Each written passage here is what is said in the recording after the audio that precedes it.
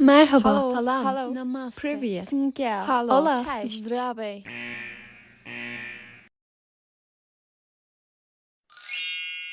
Okullar açılmak üzere. Yeni öğretim yılına nasıl başlıyorsun? İlgi alanlarını bilen, alışkanlıklarını oturtmuş, karakterini oluşturmuş biri olarak mı? Yoksa değil mi?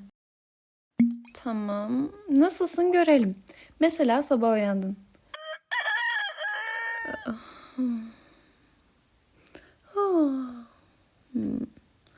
Telefonum. Gözlerin bile açılmadan elin telefona mı gidiyor? Günlük program yapmamışsın ve sıkıntıdan mı kaydırıyorsun? Zamanın hızla eridiğini fark edebiliyor musun? Ben geldim. Bu videoda bunu fark etmeni sağlayacağım ve sana telefonu kaydırmak yerine neler yapabilirsin örneklendireceğim. Hazırsanız başlayalım. Gittim.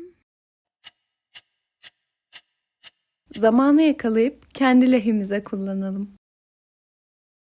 Program hazırla. Bir şeyi takvimine eklemezsen o şeyi yapmazsın. Kendine yatırım yapmak istediğin alanları belirle. O alanlarda alışkanlık geliştirebilmek için günde sadece 2 dakikanı ayır.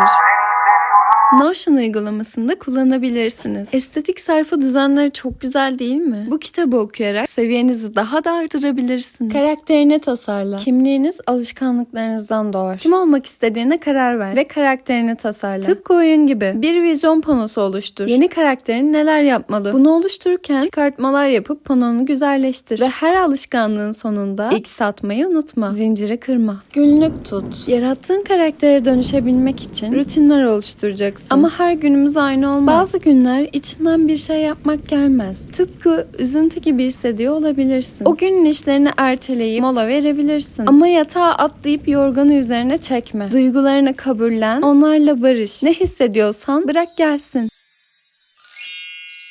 Ve içinden gelenleri günlüğüne aktarıp rahatla. Artık özgürsün. Günlük takiplerini yaparken de duygu durumunu gösteren çıkartmalar kullanabilirsin.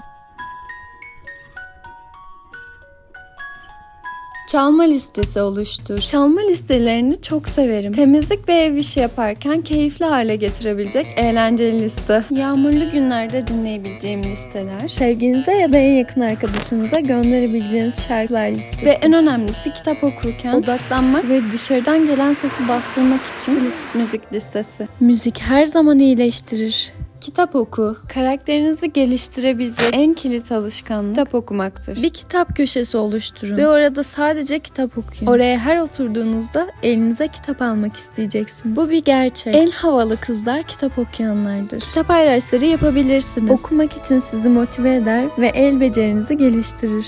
Odanı tarzına göre dönüştür. Yaşadığınız alanı düzenleyip güzelleştirmek, orada daha mutlu, huzurlu vakitler geçirebileceğiniz anlamına gelir. Çiçeklerle süsle. Yaptığın fikirlerden örnek alabilirsin. Bu arada Hello Kitty dekorlarına bayılıyorum. Kimler benimle aynı fikirde? Peki siz hangi tarzı seviyorsunuz? Yorumlarınızı merakla bekliyorum. Daha karanlık temalar seviyorsan ona göre dekore edebilirsin. Videoda gösterdiğim fikirleri nasıl yaptığımı öğrenmek için kanalıma bakabilirsin.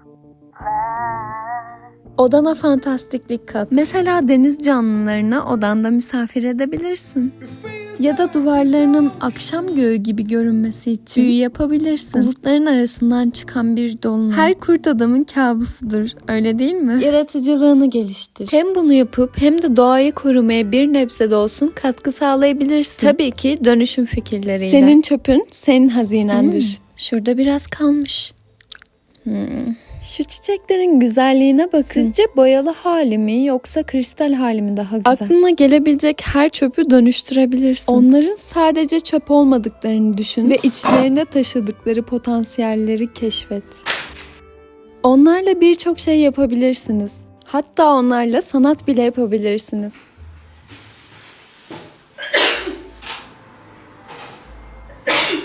Resim fikirlerini deneyin. Resim yapmayı bilip bilmemeniz önemli değil. Deneysel takılın. Tek yapmanız gereken kağıdın karşısına geçmek ve bir şeyler karalamak. İçinizden ne geliyorsa onu aktarın kağıda.